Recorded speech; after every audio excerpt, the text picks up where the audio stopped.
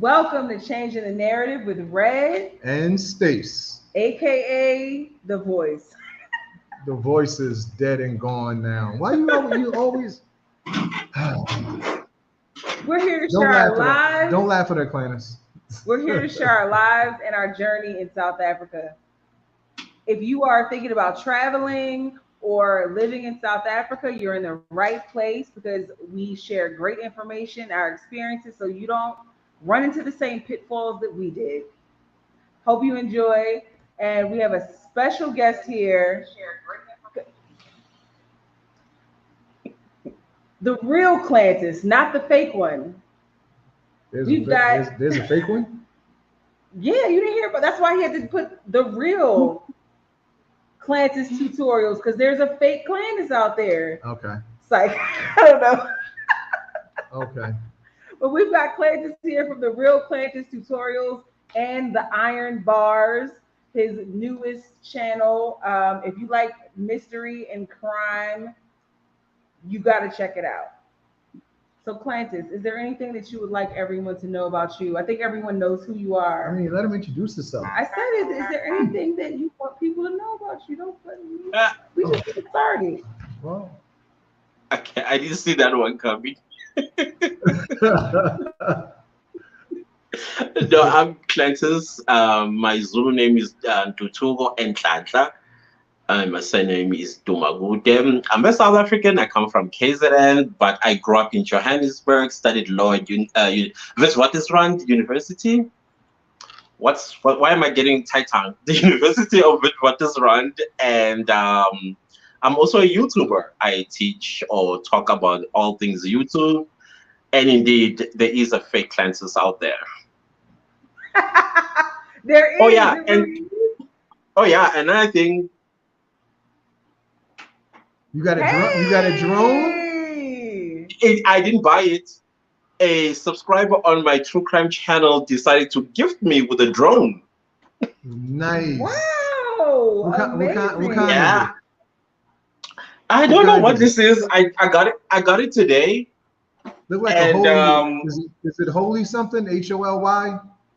it's got something like Sky Sped or something. And oh, I don't know. I don't know. I'll still Okay. have to check it out.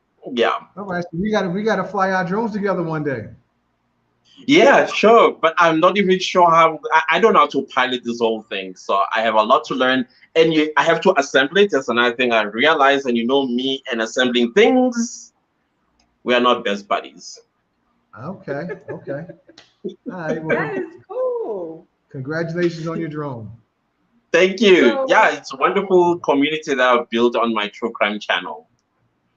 I don't yeah, know how that's I'm going to use a awesome. drone on. We'll figure it Yeah, out. yeah, Did we indeed. decide on the name for our subscribers yet? No, we didn't. We said we was gonna do a poll on community. Okay. So y'all, we got probably about four suggestions. Three, No, four. It was four. four. Okay. We had about four suggestions for a name for our subscribers. So we're gonna put a poll in the community. So if you want to have a say in what we call you from here on out, make sure you respond to the poll. Whatever wins, wins. All right, and then Did we'll you see my probably suggestion? I have an idea. Who Did- wins? Whoever. Don't let thumbs. Whoever wins the name dinner on us in Rosebank. Oh, what do you mean? Oh, you mean like the person that The suggested person it? that suggests it, dinner on us in Rosebank. Do you remember who suggested everything? It's in the chats. Okay. It's in the chats. I'm fine with that. I love all of you guys. Would love to have dinner. Yeah. So that's good. Let's get this popping. Don't let thumbs what? Baba Zulu says, "Don't let Baba Zulu is thumbs the. down." I guess Stacy is thumbs. Already starting. Already starting, huh? Who told him we were going live? Already It's starting. public. It's public. Okay. So, so Clantis, I Yeah. heard that you had a very unique experience a couple of days ago that involved a lot of.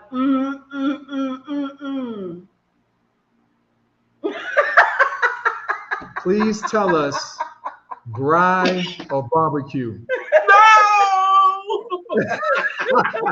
No! Braai or barbecue, Clannis? No, don't do this to me now. I got you. I got you. Okay, you know what we're gonna do? You We're gonna want me give to you betray my patriotism we're gonna give live? you a few minutes to think about it. So, is the potato salad all that you thought it would be? No. Okay, on that one, I hand it to y'all. Hands down.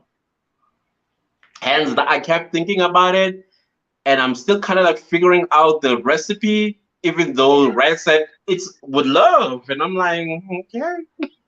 That's it. You're loving it. Nah, there's more to love than what I tasted. All right. Okay. Next question. Did you think that Red can make Marva pudding the way she made it? Oh, Red, you are a full South African. Yeah, I hope the discussion today it is to prove that they should actually give you guys the leeway into our society. All right. Yeah, well done, Red. Very. I was like shocked. How was the barbecue sauce? Oh, and I forgot my sauce. I forgot my. I hope you're keeping it safe there. I just made some more a few minutes ago. Oh, cool. So that means that there's a constant supply. I'm definitely coming back for my sauce. Loved it. Okay, that's what's up. Even Dr. Assad was like, "What? What is this?" Yeah. Back to the original question: barbecue or braai? Oh gosh. This one, I plead the fifth. I'll save you a little bit, right? Okay. All right. So, all right. We love American barbecue. We love it. Seems like Clannis does too. But it's nice to have something different, and it piques your palate a little bit more because you haven't had it before. Absolutely. Actually, you saved me. You're absolutely right because all I've known is South African braai up until I tasted the American barbecue, and I was like, "Ooh, there's a competition. There's a huge competition." But I plead the fifth on which one is better. Well, you know what, Clannis? Just because you're not saying braai is better, I think everybody knows that you're saying barbecue is better. You are not gonna put words in my mouth. so okay. I think I know because the way you was eating and the sounds that you was making, that tells me right there that barbecue was the joint. It's out there now. Okay. All right. Okay, guys, let's go ahead and get into the podcast. Hey, Yeah. wait, one thing. Plan is, Shoe Barb wants to know what is braai. Can you tell her what braai is? Him. What? Him. It says the shoemaking lady. Oh, I thought, okay, Shoe Barb. My bad. Thank you for 2,000 subscribers too. Go ahead, Clannis. So a braai shoe lady is something most amazing. It's something that will drive you insane. It will make you want to live in South Africa and never leave. Yes, it is a barbecue, but it is a different kind of barbecue that we make. It's on open fire and tastes amazing. Amazing. That's as far as I can go. But it's for you to be curious enough to hop on the plane and come to South Africa. And the first thing that you should do is get yourself a braai. Ask Red and Stace. They went to Max. They went to Max's in Durban. Yes. Braai is delicious. I agree 100%. It's delicious. Absolutely. So but barbecue too. All of the praise you gave braai just now. So how's barbecue? Barbecue, you are not going to let this one go. Barbecue is awesome. I must be honest. I tasted something I have never tasted before. It blew my mind. I loved it. I don't want to lie. I loved it, and I think we should do it again. Anytime. Yeah. Anytime. Okay. Well, one of the other things that we talked about while you were visiting with us earlier this week was Mm, the visa process for Americans. yeah. And you were shocked at the hoops and the amount of money Yeah. that was required. Yeah. What do you think about that? I'm still shocked. I thought for a country like my country to have such stringent laws that are basically short-sighted on our part, because you guys are coming in with skills, you are coming in with business opportunities that also translate to job opportunities for South Africans, and for the law to be so strict against y'all, it blew my mind. In fact, it made me upset. The more you guys and Dr. Assad were talking about this, the more angry I was becoming. Like, why? You know, we it's so easy for other people to come into the country, some even commit crimes. I'm talking like underground, like sophisticated crimes, and they are not black people. And how is it possible that it's easy for them, but for you guys it's so tough? I don't understand. And then our government is black. For it not to understand this, it really, really made me angry.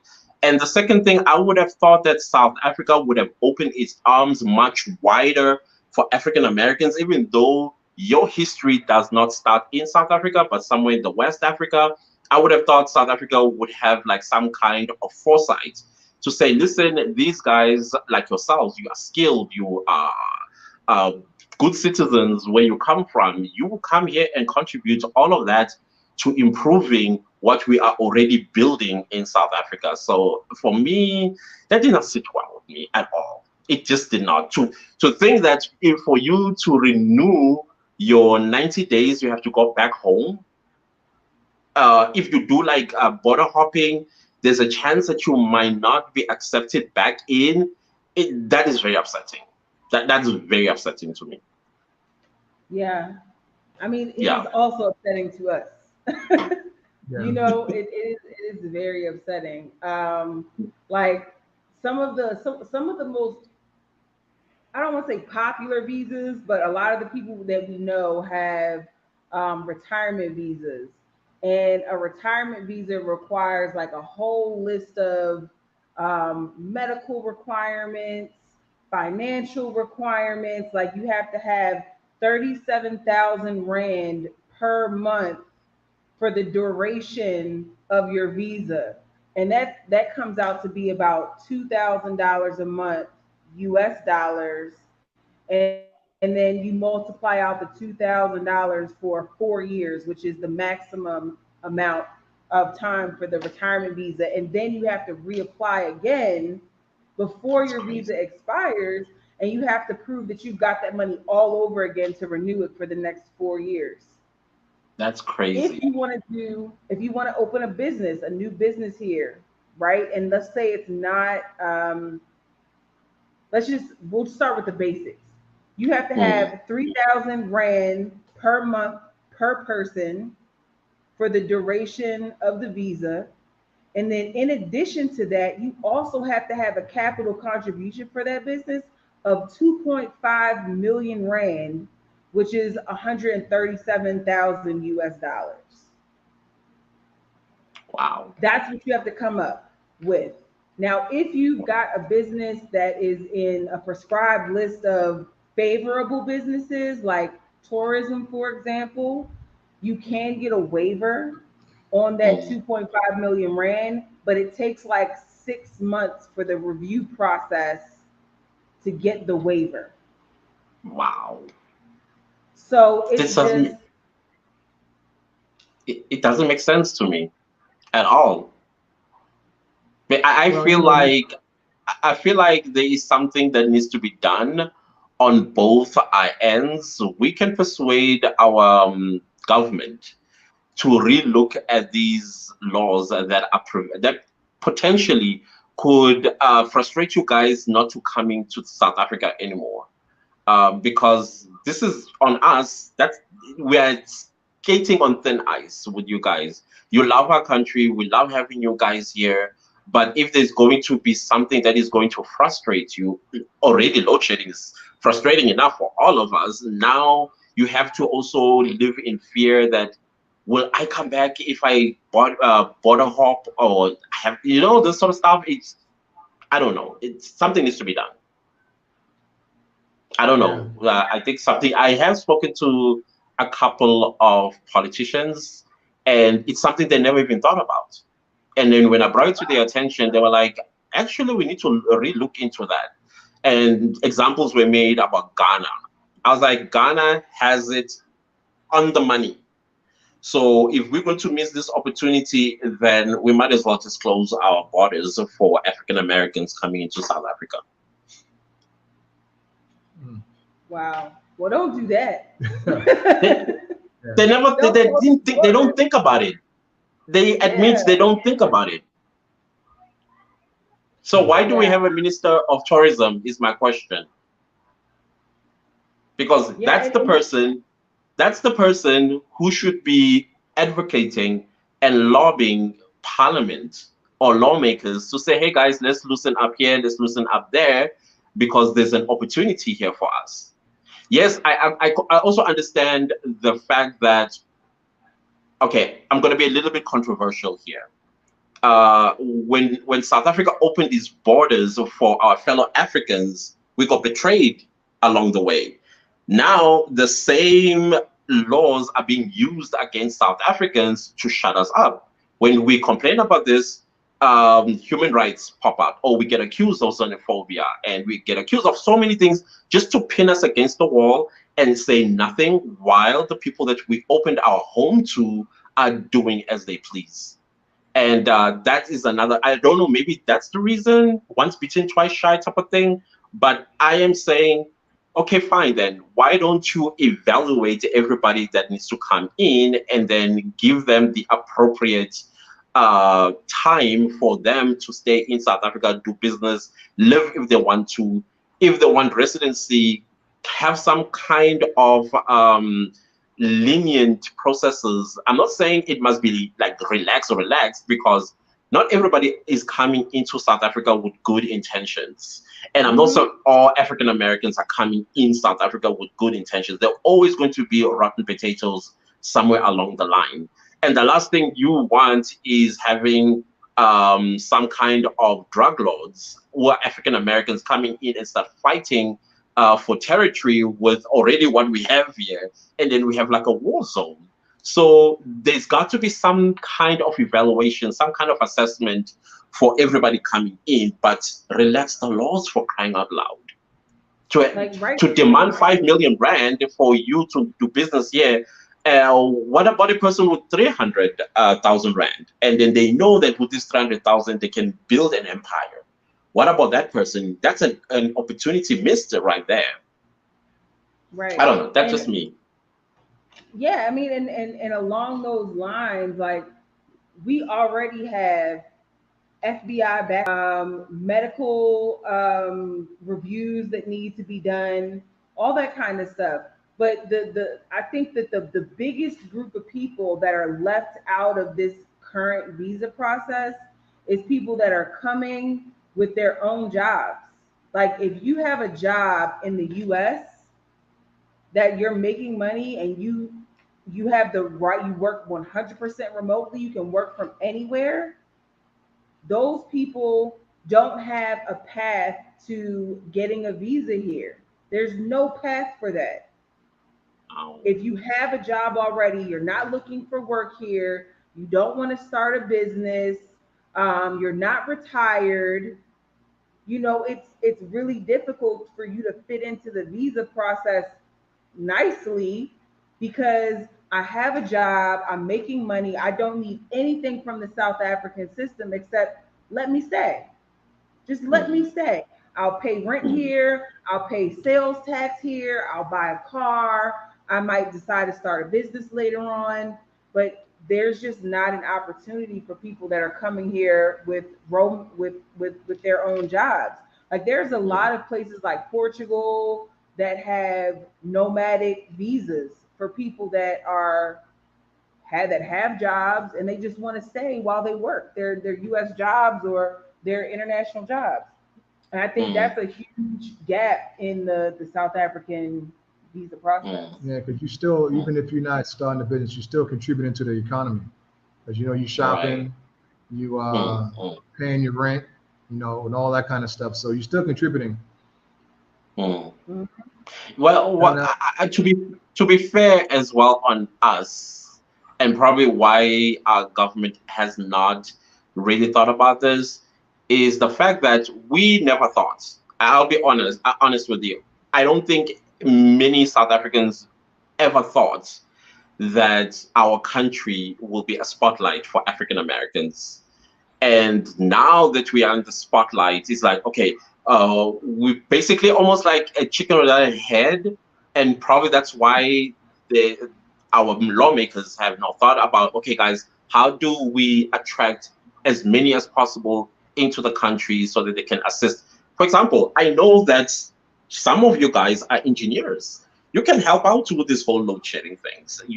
They can be injected into ESCOM or some kind of governmental parastatal and assist in fixing what is broken. In most cases, injury on our part. But what I'm trying to say is, yeah, I think it's new to us, and I think we also need to be very fair to ourselves. But I think the more of you come in, the more the government, because data is collected already in tourism, data is collected, and they are saying that in 2022, more African Americans have visited South Africa versus all the other years prior to the pandemic. And now, the post-pandemic, you guys are like coming in your numbers. Maybe I don't know, but I feel like there still needs to be more persuasion in this. But I'm still shocked. I'm still shocked at the tapes that are around you guys feeling comfortable and at home here. Hmm. Yeah, I Yeah, mean, it's easy we for us to don't. say. It's easy for us to say welcome. I believe many South Africans when they say welcome home, they really mean welcome home because we all thinking, oh, you guys can come in here as easy and stay as long as you want. Yes, we know that there's a 3 month process or 3 month thing that you are given the moment you enter South Africa, but we always thought that you were comfortable, and we want you guys to be comfortable. Not thinking about time is against you. You see what I'm trying to say? Mhm. And it also become easy for you to extend your time while you are in South Africa if you are still enjoying our hospitality. yeah, it's a fight, man. It's a fight Yeah. because I mean, Yeah. everybody don't know the process. So yes, it's a 30-day visa. Sorry, it's a 90-day visa when you get here, and then after the 90 days, well, before the 90 days, you got to re-up on that to get another 90 days, which is 180, 6 months basically. And then after Mm, that, you got to go. You got to go somewhere. And mm, if and you may not get your extension within the last leg of your first 90-day Yeah, trip. So if you don't get that, you still have to go. right. Even though you wow. applied for an extension, if you don't get a response back before your extension is over, you have to go. Yeah, you know what? The You can't scary part stay. for me is what they said. You paid rent for the entire year for like 12 months, and your 3 months expires, and then you do that process, and you get at the airport and they say nope, go back to the US. All that Yeah, money that you're at the mercy. to You're actually sad to say it, but you're at the mercy of that agent. Hmm. If that agent's having a bad day, she can just say no. Yeah. And wow. it's like a hole in the law, like that you don't have to go back to the states. That is like the general consensus of what the intention is, but Mm, it's not required, and that's why you know, depending on whoever you're going to see, whatever they vibe they get from you, you know, they may be like, no, No. no, or they may give you Yeah, a week to gather your stuff and get going. You know, and you can't yeah, stay that's beyond your welcome, because once you stay beyond your welcome, then you can't come back. wow. You That's know, scary to me. That's scary. Well, And another question that I asked that on Sunday was, y'all, when you guys come here, you are in a plane full of, I'm gonna say it, white people. How is it possible that how is it possible?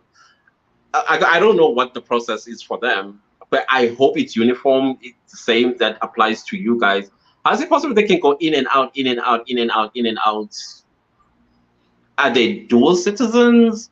What's happening there? I think there's something we need to look into that, because there is no way that a plane can be filled with one race coming to South Africa or anywhere in South Africa. Yet there are such stringent laws that that want you to pack up and leave as soon as possible.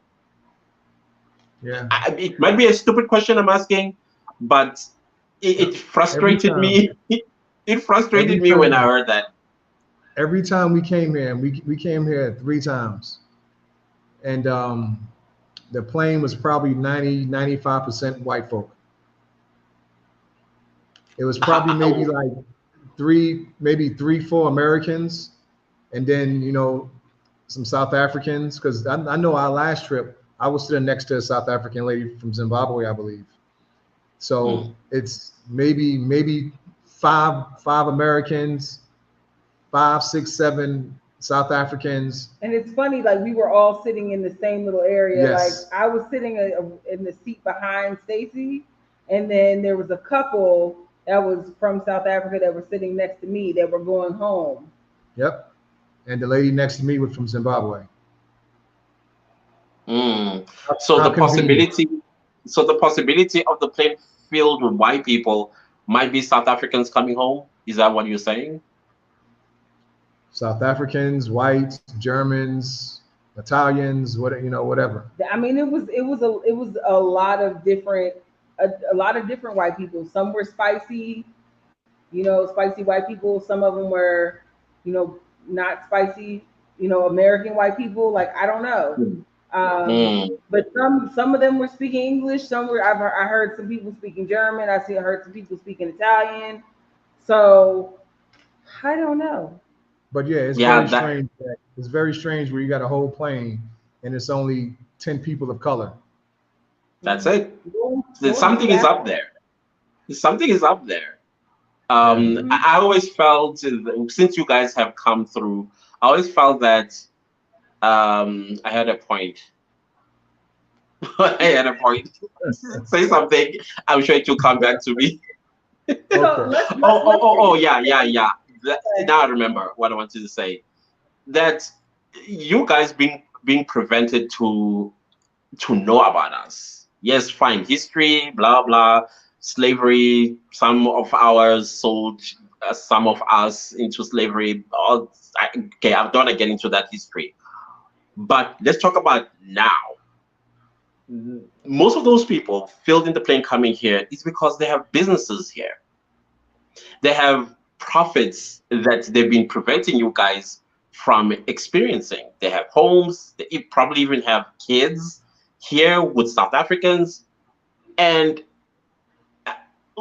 our conversation then led to the point where I'm saying that if it was easy for them, why can't it be easy for you guys? Because I feel like sooner or later, plane tickets are going to shoot up, Mhm. making it almost impossible for an African American to afford a plane ticket, because a Karen somewhere will be like, why African Americans leaving the US? Why British black people are leaving Britain? Why black Canadians are leaving Canada? And probably somewhere, somehow twist some arms of our ministers and then discourage you guys from coming here. I That's think we a having fear I for think me. we having two different conversations though. Because we're not Mm. just talking about traveling from the US. Anybody can Right. travel from the US. We're actually talking about the visa process. But either Right. way, like the price You know of what I the mean? flight is also a barrier. That definitely is a barrier. You know, when we first started traveling here, our first round trip ticket for both of us, I think was like what, 12 or It $1,300. fluctuates. The only reason why our flights is expensive because the seats that I need. No. But I'm just Right. saying, our first flight was like $1,200. Mm-hmm. Now it is rare to see a round trip flight from the States to South Africa that are less than $1,600 for Well, two people. Wow. I've seen it. I've seen it actually $3,000. Yeah, I'm just saying Wow. like that's the minimum. Yeah. That's like if you're flying Delta and you might be in, you know, Comfort Plus, like not first class, none of that. Like just slightly Just a seat. above basic. Yeah. You know what I'm saying? Like it's almost 1,600 US dollars.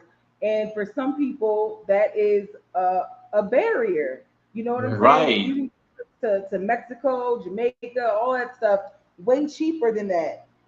Right. So And you know, like it's a barrier because you can go to other countries from the US that are further than South Africa and the flight is cheaper.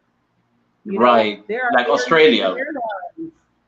There's very few airlines that have direct flights from the US. There used to be way more before Right. panoramic.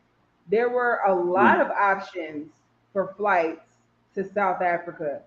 And they used that Right. as an excuse to monopolize the flights, and now the prices have gone up. well, I think Right. you might can look at it as like Clandis was saying a few minutes ago. The prices are expensive. Now they got data. So now they can see a lot of Black Americans are going to South Africa now, to Africa in general. So let's go ahead and raise these flights. Let's raise these prices. Let's make them go to DR. Let's make them go to Mm. Mexico. Let's keep them out of Africa. Because Right. we don't, a lot of people don't know what they're missing. They don't. Yeah. Let's check. I still Let's feel check like out the. Ghana is going. And Go ahead. Ghana's more. And isn't that a longer flight? I No, think no, no, no. Ghana's a shorter flight. Okay. Yeah. I Yeah. think it's like I feel like they are on the ball here. They're trying to They keep are us out. definitely on the ball here. Sorry. That's what they're trying to keep us out. I don't know, but it's something that we need to look into. Like I said, I did speak to some few politicians that I know, and it's something now that is embedded in their minds. It's something they're going to have to discuss. Probably even put up a bill and see how they can relax some few of these laws, because this is an opportunity for South Africa, whether we see it or we don't. Yes, again, I will say not everybody comes in here with good intentions, because South Africa is still a land of opportunities and possibilities for anybody that's coming in here. Africa itself still has many resources that many people want to get their hands on. So I get it. I get it, but let's not be short-sighted about it. Let's not keep people away and frustrate them once they're here, especially those with good intentions. That's just that's where my shock comes from. Like, why are we so short-sighted? And the way you guys speak about South Africa with such passion, it makes us very proud as South Africans, because we are not traveling people. In fact, not traveling. We do travel, but we do not immigrate. Or is it migrate? Immigrate. You say, I don't even know which one, because we don't do it. Same We thing. don't become foreigners in another country. We decide to stay here and build our country. And when you guys come in, we feel proud of what we've built. The sacrifices that we've made not to immigrate is showing up. And then that makes us very, very proud. But now it's not going to help us to be proud while this side, you guys are being frustrated. We didn't think about that at all. Mm, Got you. yeah. Rare wanted to check the comments out. Yeah, let's take a look at the comments. So Sandra Voice says maybe Ray can do a video making marble pudding. I would love to know how to make it. You know, I agree. you know, we don't share our recipes. Sandra, let me tell you about the malva pudding. The red is as if she's been making this thing for years. The consistency, the moisture, the taste, the ingredients, everything. There's no aftertaste. There is no like. I thought at first when I ate it, I thought it was store bought. That's how good it was. So I agree with you, Sandra. So Technical difficulties. push the top Oh, button. So we don't share our recipes, and the reason is that one day they are going to be our bread and butter. You know what I'm saying? So we are starting to look at doing a recipe book, doing a cookbook, and ooh, then ooh, we'll I be able to like that. share recipes. We'll be able to share recipes. So I like um, that. thumbs up if y'all are interested in, the changing the narrative recipe book. All right. Next question. Next chat. Um, Dingo says, "Do you really have to make us crave the food by talking about it?" Absolutely, Absolutely. Thingo. That way you'll buy the cookbook. Huh? Uh, Clever. we already answered that one. Don't put anything about that guy. Oh, by the way, Shu, it's Brai. Yes. Bry. Right. Okay, let's see. Baba Zulu says propaganda has poisoned the worldview we are seen through historically. I So he's agree. basically saying that, the way that African Americans are portrayed in media maybe has given given other governments pause. Like, this is what you're Mm, representing. So maybe mm. that's what you're bringing with you. Maybe you're all like the rappers or something. Right. I We have hip hoppers here too. Let's see. Thingo says the government is pro-European as opposed to West in this regard. I, Mm. I, I, I, I guess. So, what do you think about that, Clantis? Do you think that South I Africa is pro-European? I wouldn't say pro-European. I think somewhere somehow some Europeans know which loophole to use. I think there is a loophole in our immigration laws. That is why we had a family that actually screwed. I'm not sure. Yeah, which actually screwed up what we have today. Load shedding is because of them. Many other things that are happening in our country is because of them. And they were given citizenship in the most irregular way. So the question is, how many Europeans that are living in South Africa with not fake per se, but like fraudulent way of becoming South Africans? I think there's a loophole somewhere there that they were, or they created it, they just punched it or punctured it, and now they are using it. I wouldn't say the government intentionally is pro-European, but somehow they were played, and now they can't do anything about it. And then question, like the same question I was asking, like the people that are in the plane with you guys coming here, how are they able to do it in and out? There's something that they know that you don't know. I think even Dr. Assad said something like that. It was like Yeah, something that they know that we don't, and we need to find it. I believe that 100%. Yeah. Yeah. See, David says it seems like money Hey, talks David. here. It seems like money talks here. Those with genuine intentions and wanting to do things by the book are left frustrated, and those looking for shortcuts and willing to pay a fee to get away with murder. Yeah. Yeah, Right. I mean, Yeah, I there's ways agree. to get around it that are not legal, Yep, I agree. Yeah. um, but we don't want to do that. You know what I'm saying? Like, we want to Do do it it the the right right way. way. Right. Right. Let's see. So Sandra says some of us that work find it hard to make make the time to fly to DC, stay there for days to make these appointments just to turn in paperwork that we should be able to do online or mail in. So true. So true. We have Yeah. to, in order to start the visa process, we can't even go to the U.S. embassy in South Africa. We have to go to a regional passport office. Several of them closed down during the panoramic, so now there's what, like three? There's three left for the whole entire United Mm. States. Yeah, So California. you have to go to DC, California, Yes. or New Yeah, York. I think it's Imagine. Chicago. Oh, Chicago. Okay. Chicago. Yeah. Yeah. So there's three for the whole entire country. That And is you have to crazy.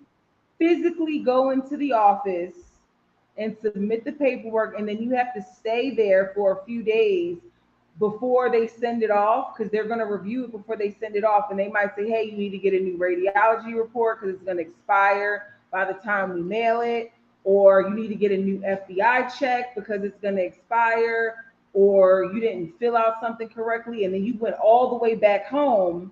You got to start the whole thing all over again. So you got to stick around for a few days until they're like, okay, it's good to go. We're getting ready to mail it off. Yeah, And yet we they live make in it a really hard. digital world. Say again? Yeah, and yet I'm saying yet we live in a digital world. We're supposed to be moving into the fourth industrial revolution, and we are doing things backwards. It makes no sense to me. Mm-hmm. They make Absolutely it no hard. sense. They make it hard for us to get out, man. Yep. Oi. Sandra agrees. We need to have some type of nomad, digital nomad I visa. thought they was doing that about a year ago. Yeah, they've been talking about it, but I haven't seen anything. Claudia Mm. Love says, yes, Reg, you're right. Um, David said, sounds counterproductive. Our informal sector has been taken over by East Africans without being regulated, yet others being frustrated. It makes no sense. No. Mm. Not that we have a problem with East Africans or Asians and Bangladeshi, Pakistani. Our issue is let there be uniformity, and that uniformity must apply to everybody. Mm. That's all I'm saying. There must Right. be nobody that's treated special. As long as you are not a South African, then let the law be uniform on everybody. Probably it is. It's just that there are people who know how to manipulate. And of Yeah. course, coupled with corrupt Home Affairs officials. We cannot run away from that fact. Yeah. Lynn says, Red, excellent point. I'm the fully remote employee who will keep my remote job. Yes, I will contribute to the SA economy. I need the visa to stay here. Yeah, Yeah. absolutely. I agree with Lynn. David says, it seems like there's a lot to be learned from Ghana. Yeah, I agree, David. I think Ghana has it figured it out, and they're doing a great job. Yeah, I So a didn't know lot of this. people are, Spiwe, me too. Me too, Spiwe. I was shocked. I was really, very yeah, shocked. yeah. I mean, like the way that you were shocked, I was like, oh, You really didn't know. you really didn't know that we had to really, like, people who are here legally, like they jump through hoops if Mm, to do that, to get here and be mm, here legally. You know what I'm saying? Like we didn't just like show up and stay. Like if you're here legally, you had to jump through hoops and spend a lot of money to do it. Yeah. Um, some similar questions are coming up, like why does this cultural group or that cultural group, why do they get a pass, and why is it so easy for them? But I feel like South Africans thought it was easy for us too. mm. And so, is it possible that you think it's so easy for these other groups of people to come over and they have to jump through the same or similar hoops that we've jumped through, and it's just a perception that it's so easy because a lot of people want to be here?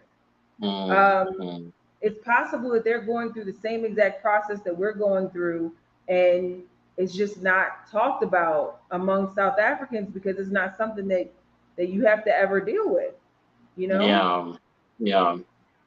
It, I don't know. I'm like this for me is it's frustrating. I wish South Africans like myself were in some kind of control and just relax some things so that you guys feel really, really at home. Because I didn't know when I said welcome home, I also am welcoming you into an entrapment. If it's not an entrapment, but then by entrapment I mean you are enjoying staying here. Now you have to go to another country for a few days, then come back, or you might not even come back because now your things that are important to you and sentimental are locked in, and now you have to go back home, probably raise money to come.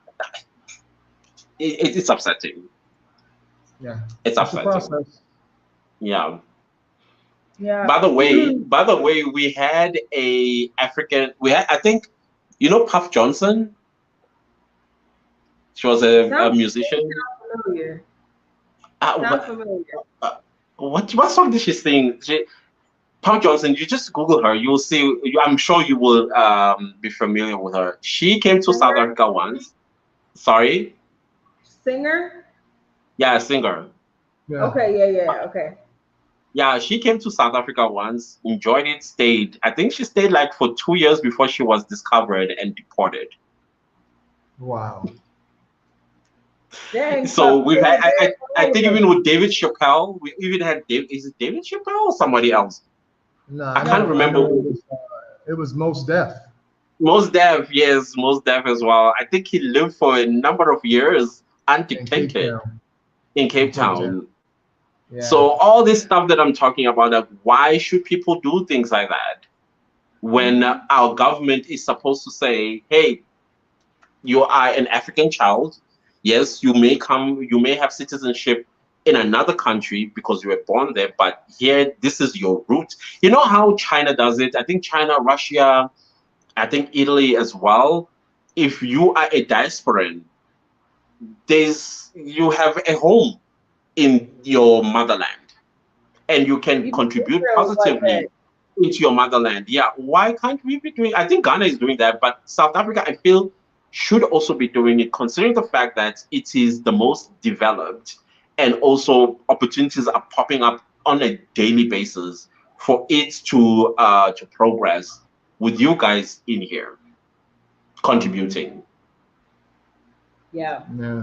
And Yeah. even mind and even blowing. if and even if we're not opening businesses and stuff here, or if we have businesses that operate in the U.S., but it's something that we can manage remotely, and we decide that we want to live here and Yeah. remotely manage our business in the States, we're still paying rent, paying sales taxes, going to the grocery store, Eating um, out, eating out. yeah, going out to eat. Like we're still contributing to the economy, even if we're not working directly Yeah. in the Yeah. economy. You know what I'm I saying? agree. I agree. And then not to mention, we can't just go to Checkers and put an application in. No, You know what I'm saying? We can't do no. that. There are very strict employment laws here where like you have to be able to prove that there's no South African that can do this job. There's got Mm, to be candidates that can do this job before you give it to someone else. And mm, of all of the listing of people that could get the job, like we're at the Very very, bottom. very, very bottom as African Americans.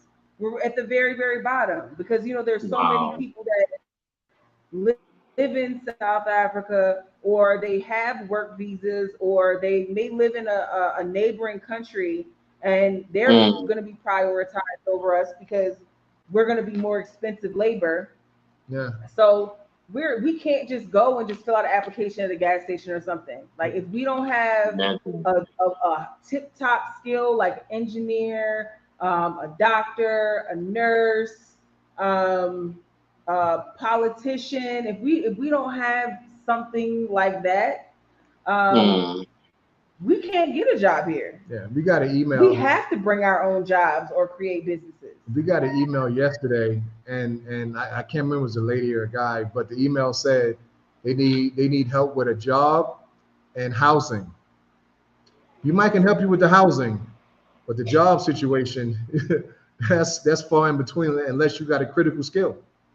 Yeah.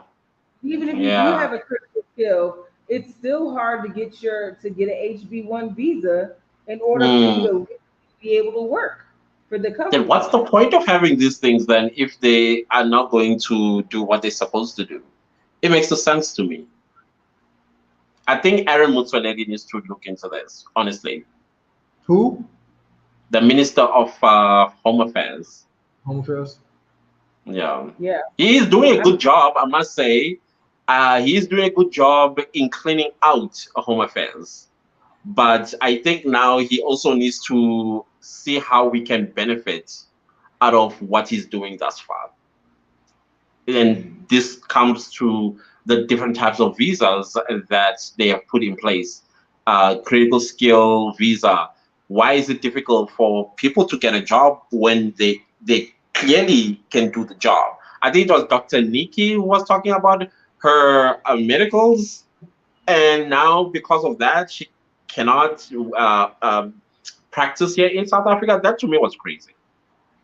Like, why would you want something so miscellaneous and block her from getting a job here? And she's a doctor, a specialized doctor, a field that is very much still need people like her. That's mind-boggling to me. I think we are short-sighted. And we need to really reevaluate ourselves on this one. Okay. Yeah. Hey, David, you can't come back no more. You're telling too many jokes. He said, Sandra told me it's an old family recipe. Woolies.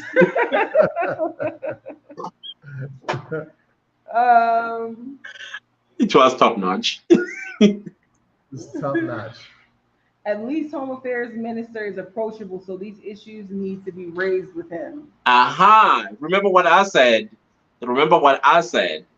I said your side and our side, we need to petition the minister because they are very approachable. They are willing to listen if you bring a matter before them, because they can take this matter and then have it reevaluated with the lawmakers, and maybe something might be done about it.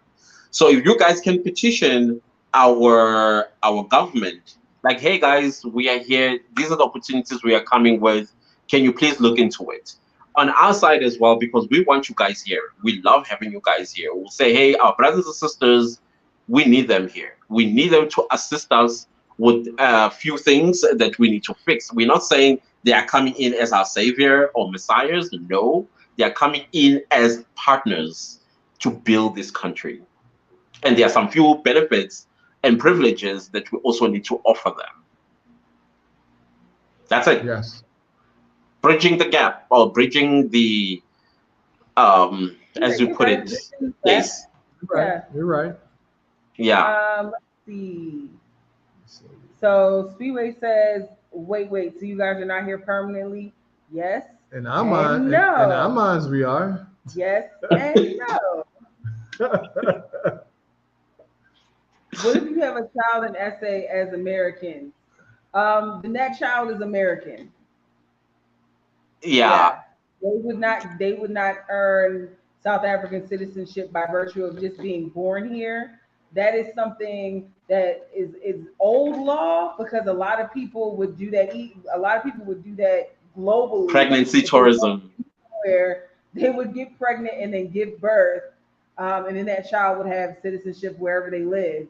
But the States is the only country that I know of that still does that. I'm sure there are other countries, but that's just the only one that I know off the top of my head. If you're born in the U.S., you're a U.S. citizen. Yeah, pregnancy tourism, I think they call it. Yeah. Let's see. Coldplay says, These laws were loose until our people started coming in with fake documents. We can't have an open door policy. We have nearly 20,000 African visitors in our prison system because of the open door. Golly. Well, Yeah, I agree. I agree. That is why I was saying earlier that when we opened our borders, the same people that we were showing hospitality to turned on us. And hence they are in our prison systems today because they started committing crimes and they disrespect the citizens. I can never understand a person that leaves their home and goes to someone else's house and disrespect them. I don't get that part. I'll never get it. And all I'm saying is, with you guys, it's even much easier because you get FBI evaluated before you can come here. But our fellow African brothers and sisters, there's no such a thing. They just hop on a plane with fake documents and then they do what they do. I agree that open door policy should not just be loosened like that, but I think we need to be smart about it. Like, who do we open our doors to, and how do we open that door so that we as South Africans can benefit as much as they can benefit, while at the same time adhering to the laws of the country. If you want to stay here, adhere to the laws, to the Constitution, etc., and so on. But yes, like I said earlier, maybe it's because it's once bitten, twice shy with open door policy. I don't know. Yeah. Sandra says they're called anchor babies. Ah, anchor babies. Yeah, indeed. I read that earlier today. Yeah. I read about this earlier today. SOK says the minister is spitting fire. He's in court with some U.S. NGO telling him to accept 22 Afghan citizens. Tread carefully. Yeah. And yesterday the court did order him to accept the 22 Afghanis. Unfortunately. Where doesn't know about this? Explain this to Clenis. So basically, there are Afghanistanis or Afghans that were seeking asylum in South Africa, and our Minister of Home Affairs rejected their application. So a U.S. NGO, which actually has been troublemaker here in South Africa, challenges our laws against us to basically twist our arm, and they successfully did so yesterday with the Pretoria High Court ordering the minister to grant them asylum. So this is a clear undermining of our sovereignty by the U.S. Why wouldn't the U.S. take them then? Why would you go to court, South Africa, to make South Africa take them when the U.S. could take them? If you're so health pressed about them getting asylum somewhere, why wouldn't you puff up your chest and say, "Don't worry about it. You can come to the United States"? I think that NGO is using South Africa as a dumping ground, considering the fact that Afghanistan is the way it is because of the US. And I think the second thing, the reason why they're not accepting the Afghanis into the US is the fear of Islamophobia and terrorism, probably. That if we take these guys, how do we know they're not going to turn on us? If anything they try to do, let them do it to South Africa, and that way we'll say, oh, at least we did not get. For us, it is a concerning thing. I'm not saying that these 22 Afghanis are terrorists in any way, but at the same time, you don't know what the intentions of seeking asylum. Why South Africa? Why couldn't they go anywhere else? Why couldn't they go to Italy or to Germany and things like that? Why here? So I feel like this US NGO planted itself here, or maybe mandated by the US government, I don't know, to say, hey, you need to gatekeep this and make sure that no Afghanis come to the US for asylum or refugee status or whatever the case is. So that's just how I feel. I'm not saying that is what's going on, but I feel like this NGO is using us as a dumping ground. Two things I want to say about that. Number one, most US terrorists are grown in the US and radicalized in the US. So I just want to point that fact out, that most of the people that come from other countries are just minding their own damn business. Yeah. And also that most of the terrorists in the United States are homegrown white boys. Yeah. So we need to be clear about who the terrorists are in the United Mm, States in for the most part. mm. So I just don't understand. Like I'll leave that point where it is. I But think it's just fear. I do want to say that and Claudia, she actually asked the same question. Can we seek asylum from the US killing us? I feel like we should be able to be refugees.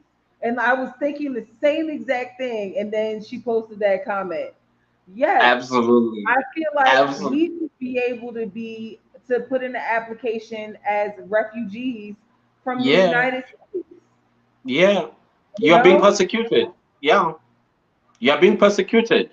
And asylum status or refugee status is when you feel endangered in your country of birth, or you're being persecuted for a specific reason.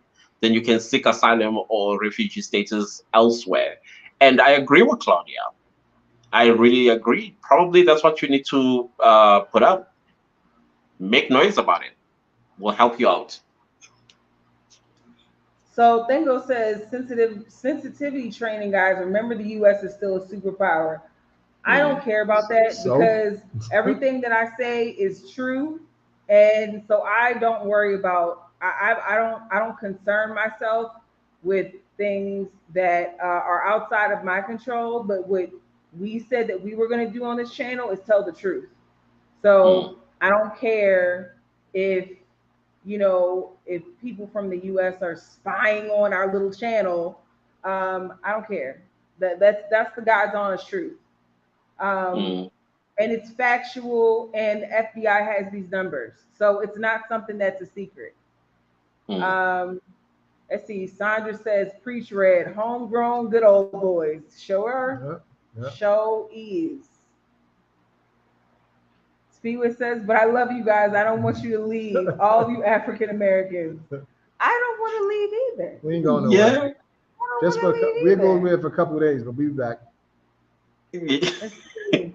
We'll be back. Kemi River says, hey, that's a name we haven't heard before. Welcome to the We channel. got to stop saying that because yesterday, the other day when we said that, yo, Yeah, it was hey yo, somebody we actually do. a couple of days ago we said that about Hold somebody. on. Hold on. Let's finish the topic first. Oh, okay.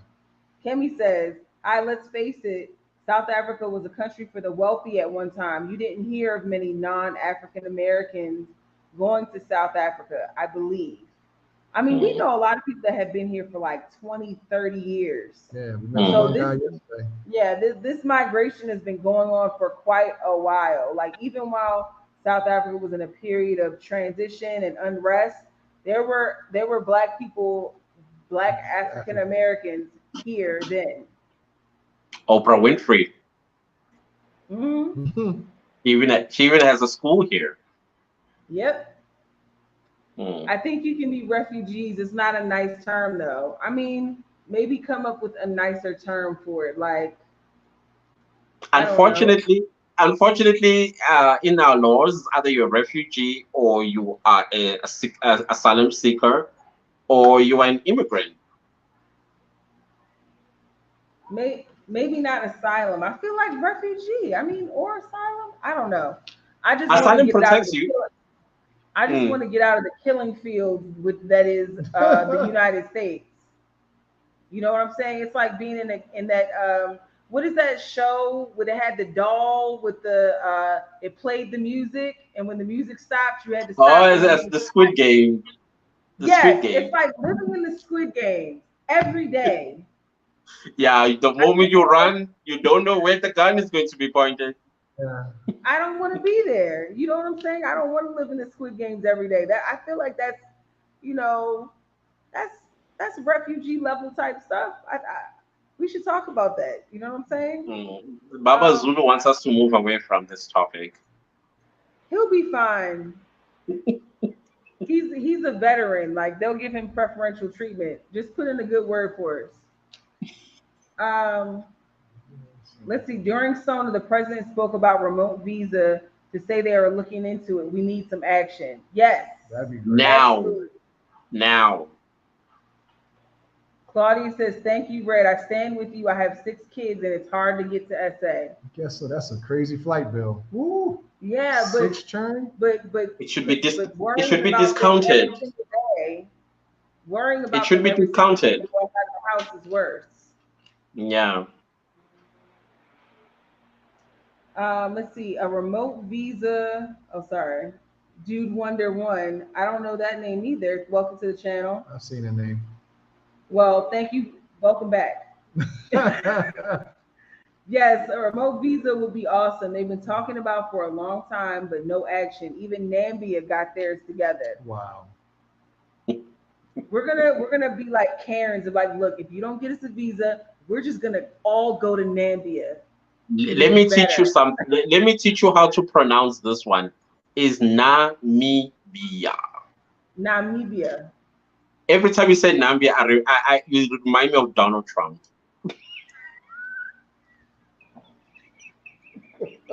Namibia. Like I didn't even see the eye. Like the eye. The eye. Just Check the eye out. It's not silent. I can read. All And right. it just skated by. All right, say it again. Namibia. Say it again, Clannis. Namibia. Namibia. Namibia. All right. Namibia. Yeah. It used to be part of South Africa, by the way.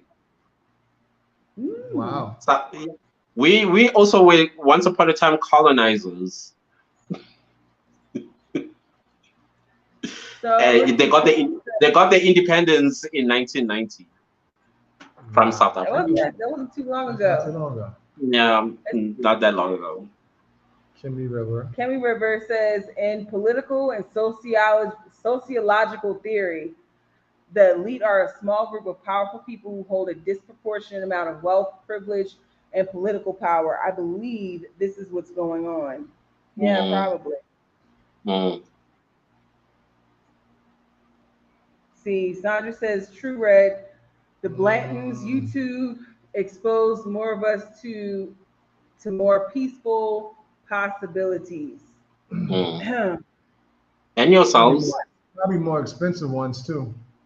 And yourselves and Dr. Assad and Ashley in Africa, Mensa Main, a whole lot of you guys. Yeah, it's a lot of us, and it's funny that we like almost all like know each other to a degree. Yeah. We never met Mansa, but we got some stuff going on. We probably run across him one day. Yeah. Yeah, definitely. He's become a celebrity, so. Yeah, really. Let's see.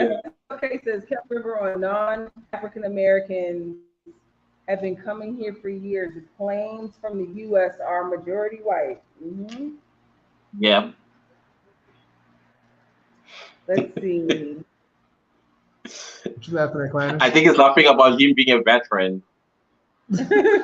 Yeah, I was like, put in a good word for us. We should be fine. He has privileges. Sorry. Let's see. Coldplay says remote visas are great for nomads and municipalities, not so much for citizens. Property prices go up, food prices. Locals are priced out of their own hometowns and cities. I can understand that. Me too. Yeah, I can understand that. But at the same time, let's try it out. There's going to be some balance. Yeah, let's try it out. Let's not hinder ourselves because of academic reasons. Yes, we should balance everything. Look at it the primitive way. Look at it academically. Look at it streets wisdom. Look at it all. I mean, across the board, and see which one works. Rather than say this and then we miss opportunities. That's one of the things that I don't like about us educated people. Sometimes we put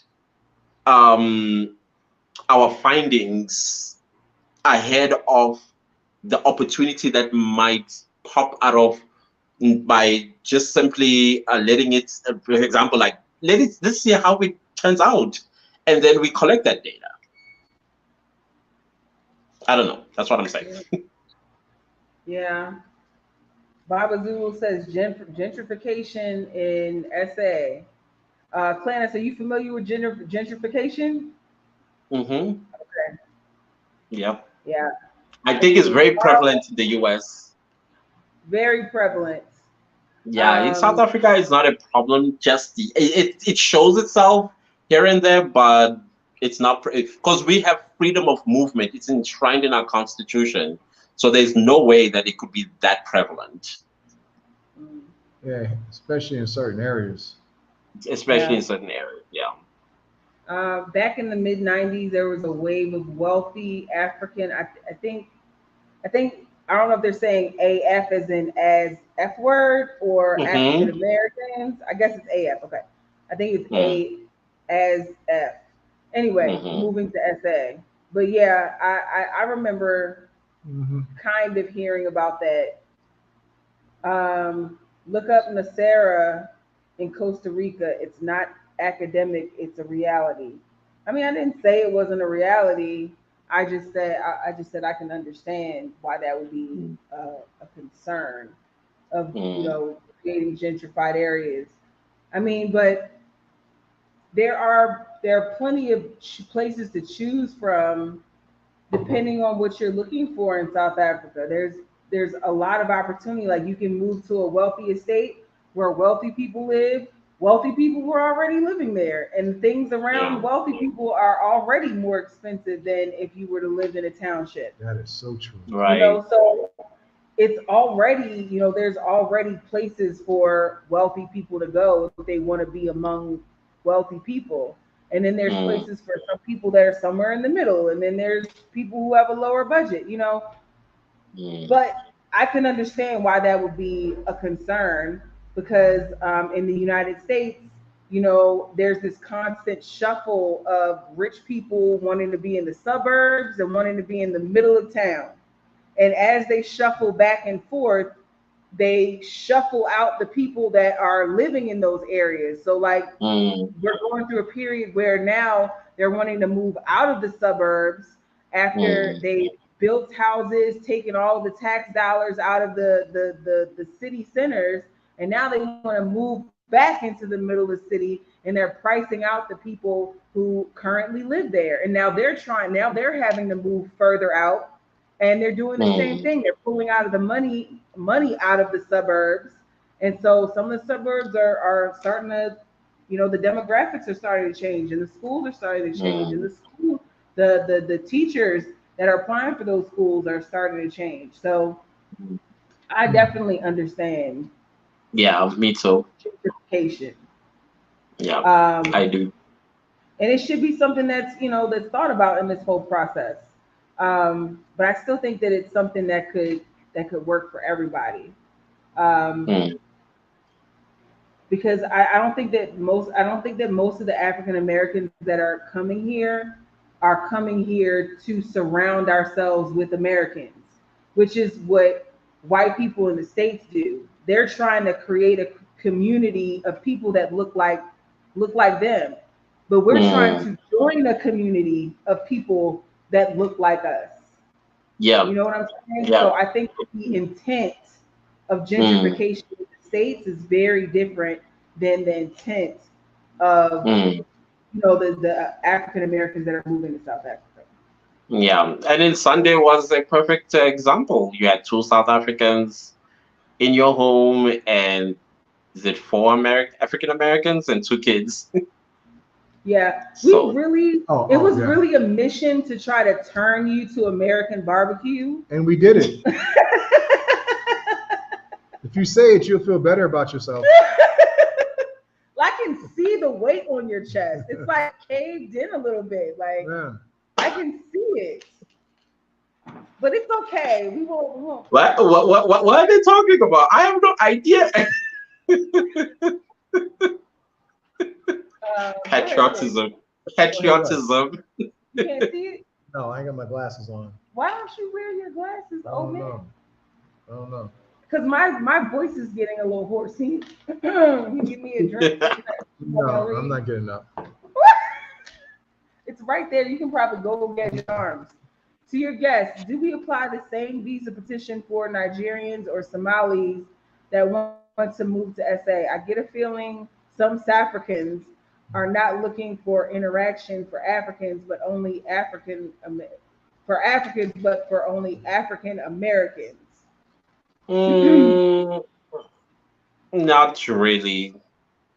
I disagree slightly with that. I think we are a very open-armed nation, South Africans, because of Ubuntu. We got every South African is taught about that in their household as a kid that you need to be kind, accept people for who they are.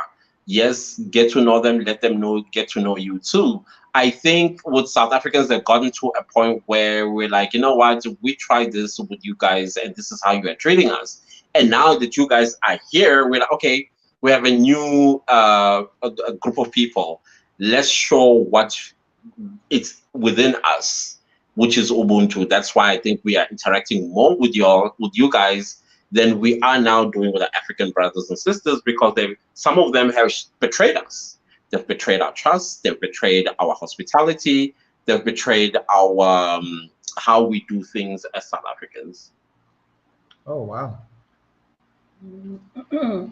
Thank you, Clarence. Yeah.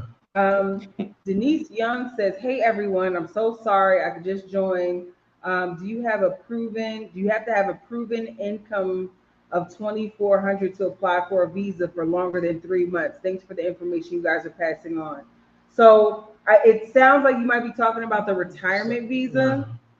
And for the retirement visa, depending on what the conversion rate is at the time when you apply, it's about 2,000 or so dollars that you need to prove to have to apply for a visa, for like a retirement visa. There are other visas besides the retirement visa, um, but they all have some type of income requirement, and you do have to have proven income. You need to prove the source of the income, and you need to prove, whatever you have in your bank account. So you're going to need statements and pay statements, bank statements and pay statements. So I would say visit the Department of Home Affairs website for South Africa, and it's got a listing of all the visas, and you click on each one and give you all the requirements for each one. Let's see. Speedway says, I found it crazy when y'all were in Umlazi. I immediately fell in love with y'all for real. Oh, thank you. These people have always been my tribe. Going to Umlazi, that was incredible for me as well to watch. From day one. Yeah. So Dude Wonder One says, does rental income qualify you for the 37,000 monthly requirement for the retirement visa? As long as it's not earned income, like you're working a job, then it can qualify you for your income.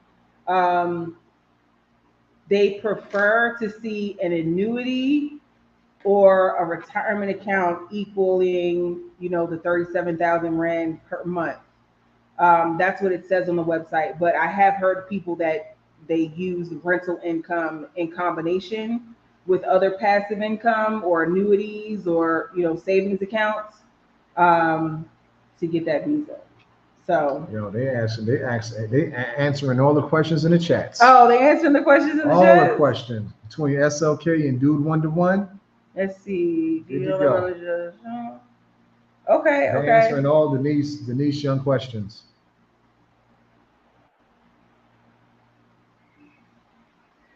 Let's see. I gotta open my eyes wide to read this. I'm just trying to see which ones are not answered yet. Hold on. I'm not reading Robert Martin's, whoever that is.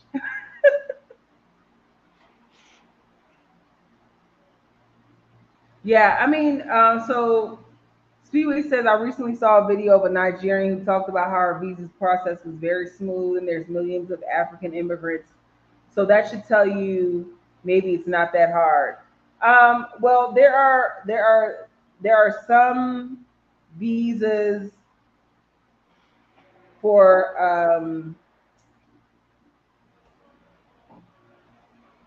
it depends I on can what answer this country one. you're I think I can coming answer from. this one. I It think I can depends on answer what this country one. you're coming from and why. Okay, go ahead, Clarence. I think what he's talking about is some kind of African, or what do you call this institution? African Union agreement between African countries and loosening of visas for Africans to like trade with each other and things like that. I think that's what he was talking about. The one that we're talking about is outside of that bubble, like that which affects African Americans, British, Black British, and Black Canadians, and things like that. The one he's talking about is governments inside Africa discussing loosening the visa process for each other, for respective citizens to move about. Thank you. Appreciate that. Hmm. So Baba Zulu says, Clarence, is it safe for South African citizens to travel in those countries that betrayed you? That's a good question. Yeah. That's a good question. I think there's a perception out there that's been created about South Africans that we're xenophobic. Yes, there has been violence that were aimed towards foreign nationals, uh, but at the same time, there are a lot of us who spoke against this violence against foreign nationals, and so we now looked at as a whole that we are xenophobic when that is actually not the truth. And in most of these cases where there would be some kind of attack, there is always a root cause. And the root cause is either a foreign national shot and killed a South African for whatever reason, and then South Africans then um, I don't know, those that do whatever it is that they do end up violently dealing with those foreign nationals. And I think there was a time where the Zulu King, the late Zulu King, said something. I understood what he was saying. But the thing is, when Zulu people feel like their king is being disrespected, it is the Zulu nation's responsibility to straighten the record by disciplining. Unfortunately, a Zulu discipline is not a stick and then just to whip you with it. It usually a little bit primitive to say, like Shaka Zulu Day type of way. And so that also created a perception that South Africans are xenophobic. So, am I safe to go to Nigeria? I think I am, to maybe probably to a large population of Nigerians, but I will not be popular with a small group of Nigerians. Same in Ghana, same in Zimbabwe, anywhere else. I don't think the entire country in or one of the African countries will say no, no, no, no South Africans here. Okay. Thank you. Mhm. Let's see. David says Joburg CBD needs to be gentrified. Maboneng is leading the way. Okay. What do you think about that, Clemens? I'm here about it. uh, I just want Joburg to go back to what it used to be. When I came here in 1993, it was top notch. All I want is for it to go back there, where I'm able to walk in the middle of the night with my cell phone and not worry about getting mugged or something like that. I want to go back to when police van, when it stopped next to me and say, hey, where do you live? And you tell them and they say, okay, jump in the back, we'll take you home, and they drop you right there at your doorstep. Because that's what they used to do. I'd like to go back to that. But I also understand David's point of view. That is why I'm like here with that. Mm. hmm. So we still got quite a few comments, but we're right at an hour and a half. If we keep going, with the comments. We'll be on here all night. But I just want to let you guys know that we really appreciate the engagement. We have 62 people in the building right now, so make sure that y'all hit that like button so that the algorithm knows that we're putting out quality content here. You want to tell them at Changing the Narrative. You want to tell them about the house process now, real quick? Oh, so real quick. Real quick. We if you watched our last episode, we talked a lot about our difficulties with our landlord, and there was a list of things that had been outstanding since we moved in over a month ago now, and they were just kicking things down the road and not getting them done. So today, two of the major chief complaints, the pool pump not working, which was partially our fault, but that wasn't our fault. But the pool was never clean from the time that we got here. It has never been clean. And we told them from the beginning, like, I'm not touching this pool until it's clean, and then we'll maintain it from there. I'm not starting off with a cesspool and then trying to improve it. I don't know what I'm doing. I've never had a pool before. We'll speak about the other cesspool then. And so then the other cesspool, which was like a water feature that didn't work anymore, was something wrong with the power. It was something wrong with the electrical system out there. And I'm like, I don't need you to fix it. Just cement it over. Just like brick it up, cement it over. I don't care. I don't need it. That had been outstanding since the time we moved in. They finally got it done today. They got it filled in with concrete and brick. So no more cesspool, no more mosquito infestation. So maybe we can actually enjoy our backyard now. Even though it's getting ready to get cold. Even though it's getting ready to get cold, but like cold. Yeah. Yeah. The heat is still coming. It is? The heat is still coming, yep. It's gonna come back? It's not done yet. How much more money? How many more weeks you think we got? For what? For heat. For the heat. Yeah. Probably into June. Get out of here. We was here last year in May. I think with the global warming situation, it's delaying things because this summer feels like winter. And I think this is the first time we've gone through a summer this cold. So there's a delay. I've heard other people say this has like been super hot. Like there was a heat wave or something. Yeah, like 2 weeks ago. 2 weeks ago. Yeah, there was a heat wave. Yeah, there was a heat wave, but I don't think it's done yet. I think we are still going to go through the real summer. The rainy season is about to die off soon. I think end of February into March, probably by mid-March or so, we're not going to see rains anymore. Then we're now going to experience the sun. Really? Cool. So we might have another month. Mark my words. Activity. Yeah, y'all going to be running to Durban, I'm telling you. One of who? You're going to be running to Durban. Oh, I thought you said Europe. I thought you said Europe too. Like, no, you're going to be running to you'll be running to my hometown. No way. I ain't got no problem going to Durban. Durban is hotter, isn't it? Yeah. It is hot. In fact, Durban is hot throughout the year. Yeah, I like Durban. Yeah, throughout the year. Durban has 4 seasons: summer, summer, summer, summer. Long live the king. Who are we talking about? When Clannis was talking about the Zulu King and the primitive punishment, he's trying to get in. Thank you, Sandra. I appreciate you. Hey, Sandra. Thank you, Dude Wonder.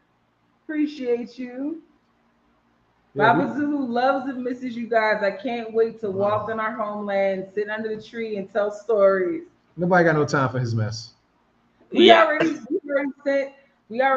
send him the picture? Send who the picture? Baba Zulu. Did you send him the picture that we took the other day? Hey, all the people in the comments, just don't worry about it. You late. Oh, okay. Anyway, fine. But we sent him a picture of the tree that I told him that we were going to drop him I off saw in it. the morning and pick him up in the evening. No, we said Like he's in daycare. no, we said we was The going way to I drop him off. laughed. We said we was going to drop him off in the morning with a sandwich and some milk and some celery sticks and an orange because old people need their fruit and vegetables. And drop And him some off, beer. pick him up 6 days later. And some beer.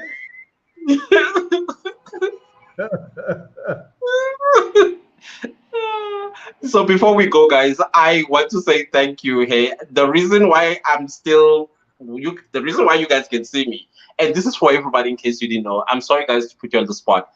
These guys, the way you are so incredible, they loaned me their inverter. I'm a YouTuber myself, and so sometimes when there's load shedding, I can't create videos, I can't upload videos, I can't do anything until the lights are back. So your kindness has enabled me to be able to be on this live because currently we're under load shedding for 4 hours. I think the lights are coming back at midnight or something like that. And so thank you. I want to appreciate you guys. You're more than welcome, my brother. Barbecue or bride? I plead the fifth. I plead the fifth. I will not betray my fellow South Africans now. No way. Okay. I bet you, hey, David, barbecue or bride, David? You was here for that David. too. David, you was making all kind of sounds. Yeah, Barbecue I want to or hear bride? David. Yeah. It was like a symphony of Oh. I did a lot of that. I did a lot of that.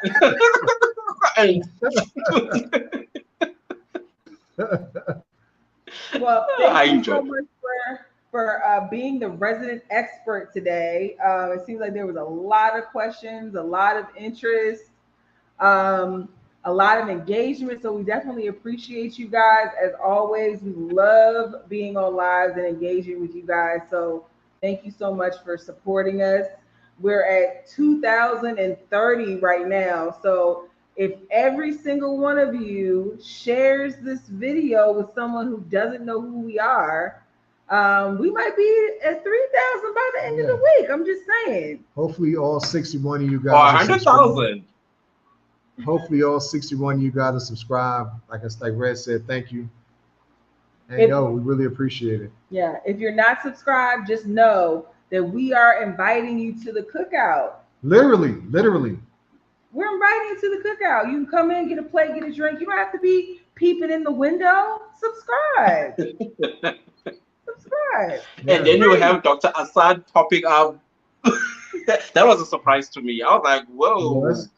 I'm amongst greatness. I was really surprised to see both him and his wife and the kids. I was like, I didn't see that one coming. Hey, yo, hanging out with I us. enjoyed our conversation. You never know who you're going to see hanging out with us. Yeah, absolutely. Yeah. Yes. All right. Good to go? Yeah. Thank you, Clandis. We appreciate you. And thank you. You're welcome. And good night, y'all. Good night, guys. Peace out, y'all. Robin, I'm gonna leave you under the tree with no water, and I hope it's hot. Hey, Baba Zulu.